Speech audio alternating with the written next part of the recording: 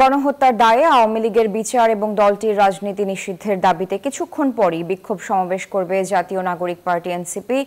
ঢাকা মহানগর শাখার এই আয়োজনে এনসিপির কেন্দ্রীয় নেতারা বক্তব্য রাখবেন।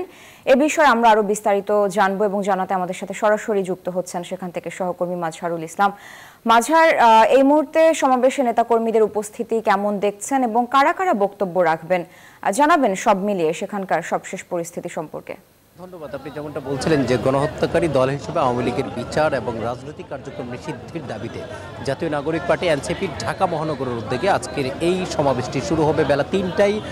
আজকে যেহেতু শুক্রবার জুমার নামাজের পরেই নেতাকর্মীরা বিক্ষিপ্তভাবে ইতিমধ্যে আসতে শুরু করেছেন। আপনি আমার পেছনের অংশটুকু দেখতে পাচ্ছেন যে মঞ্চের একেবারে সামনের যে অংশটি, এখানে যারা কেন্দ্রীয় নেতা তারা ইতিমধ্যে চলে আসছেন।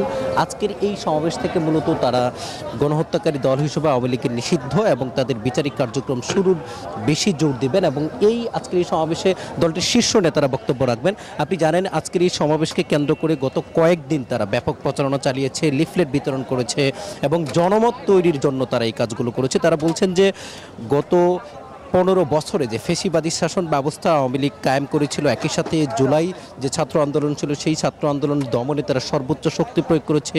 সেখানে প্রায় 1400-এর বেশি ছাত্র জনতা নিহত হয়েছেন এবং প্রায় 1.5 লক্ষ লোক আহত হয়েছেন। এবং আপনাকে বলে রেখে 2009 সালে যে বিডের হত্যাকাণ্ড ঘটিয়েছিল, একই সাথে 2013 সালের যে শাপলা গণহত্যা, এই বিষয়গুলোকে তারা সামনে এনে মূলত গণহত্যাকারী দল হিসেবে আওয়ামী লীগ নিষিদ্ধের দাবিতেই তারা রাজধানী সহ রাজধানীর বাহিরেও তারা বিভিন্ন সময় গত কিছুদিন থেকে তারা সমাবেশ করে আসছেন।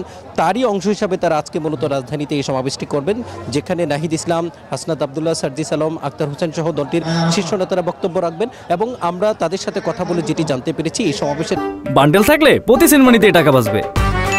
বিকাশ সেনমানি বান্ডেল কিনে জিতুন প্রতি লেনদেনে। একটাই উদ্দেশ্য, আওয়ামী লীগকে নিষিদ্ধ করতে হবে এবং এই যে জুলাই গণহত্যায় যারা ব্যক্তি হিসাবে যারা জড়িত, আওয়ামী লীগের যারা শীর্ষ নেতা সহ যারা এর সাথে জড়িত, তাদেরকে কিন্তু তারা বিচারের আওতায় আনার দাবি জানিয়েছেন। এবং তারা বলছেন আওয়ামী লীগকে শুধু নিষিদ্ধ না, এই দেশ থেকে যেন আওয়ামী লীগ আর কোনো রাজনীতি করার অধিকার না রাখে, সেই প্রশ্নগুলো তারা তুলছেন। এজন্য তারা জনগণের সমর্থন চেয়েছেন। তারই অংশ হিসেবে আজকে তারা এনসিপির নেতাকর্মী, একই সাথে তারা যারা রাজধানী ঢাকায় যারা বসবাস করে তাদেরকে এই জায়গাটিতে আসার আহ্বান জানিয়েছেন। আমরা গত কয়েকদিন থেকে সেটি দেখছিলাম এবং গতকালকে কিন্তু দলটির শীর্ষ নেতারা ফেসবুকে এবং তাদের যে নিজস্ব চ্যানেল আছে সেই জায়গায় তারা ঢাকাবাসীকে এই জনসমাবেশে তারা অংশগ্রহণ করার তাগিদ জানিয়েছেন। এবং আপনাকে বলে রাখি যে 36 দিনের যে আন্দোলন ছিল, সেই আন্দোলনে কিন্তু গণহত্যাকারী দল হিসাবে আওয়ামী লীগের পতন ঘটেছে এবং আওয়ামী লীগের শীর্ষ নেতারা কিন্তু দেশ থেকে পালিয়ে গেছে। এবং সেখানে তারাও কিন্তু যে জিনিসটি তুলছেন যে আওয়ামী লীগের শীর্ষ নেতা যারা দেশ থেকে পালিয়ে গিয়ে বিদেশে অবস্থান করছেন এবং দেশের বিরুদ্ধে যারা ষড়যন্ত্র করছেন তাদেরকে দেশে ফিরিয়ে এনে জন্য বিচারের আওতায় আনা হয়। এবং একই সাথে এই আন্দোলন দমনে যারা আওয়ামী লীগের সহযোগী হিসাবে কাজ করেছেন এবং যারা প্রশাসনের শীর্ষ ব্যক্তি যারা এই গণহত্যায় যারা পরোক্ষভাবে উস্কানি দিয়েছেন তাদেরকে জন্য বিচারের আওতায় আনা হয়। এবং আওয়ামী লীগের প্রধান যিনি ভারতে বসে দেশের বিরুদ্ধে যে বক্তব্য দিচ্ছেন সেই জিনিসটি তারা নজরে এনেছেন। সব মিলিয়ে যে কোনো মূল্যে আওয়ামী লীগের বিচার এবং নিষিদ্ধের দাবিতেই মূলত আজকের তাদেরই সমাবেশ। এবং তারা বলছেন যে যারা জনগণ থেকে বিচ্ছিন্ন হয়ে 15 বছর ফেসিবাদী শাসন কায়েম করেছে তারা যেন আর জনগণের প্রতিনিধি হিসাবে দেশের রাজনীতি করতে না পারে এবং তারা যে গণহত্যা চালিয়েছে সেটার জন্য বিচার হয়, এই দাবিতে কিন্তু আজকের এই সমাবেশটি বেলা 3টায় শুরু হবে। ইতিমধ্যে নেতাকর্মীরা আসতে শুরু করেছেন এই সমাবেশে।